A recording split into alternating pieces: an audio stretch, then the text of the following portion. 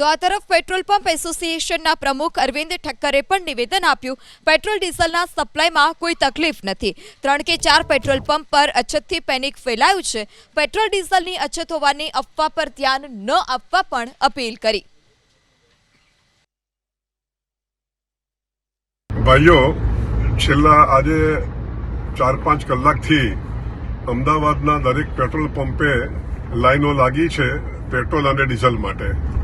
ખરેખર આ અફવા છે અને આ પેટ્રોલ અને ડીઝલના સપ્લાયમાં સરકાર તરફથી કે ઓઇલ કંપની તરફથી કોઈ તકલીફ નથી અને જોઈએ એટલું પેટ્રોલ ડીઝલ મળે છે. અમને સરકાર તરફથી કે ઓઇલ કંપની તરફથી કોઈ એવા આદેશો અમને નથી મળ્યા કે પેટ્રોલ અને ડીઝલ તમારે ઓછા પ્રમાણમાં વેચવાનું. અમદાવાદમાં જો જોવા જઈએ તો 210 પેટ્રોલ પંપો છે, પરંતુ આજે 3 કે 4 પેટ્રોલ પંપે પેટ્રોલ નહીં હોવાથી આ પેનિક થયું છે. માટે હું પ્રજાને વિનંતી કરું છું કે આવી કોઈ અફવાઓ માનશો નહીં અને આપણે જોઈએ એટલું પેટ્રોલ અને ડીઝલ મળવાનું છે. અને આવું જ્યારે પરિસ્થિતિ હોય ત્યારે આપણે અફવાઓ ન માનીને અને પેનિક ન કરવું જોઈએ. અને અમારા પેટ્રોલ પંપને ના ડીલરોને આપ સાથ અને સહકાર આપો.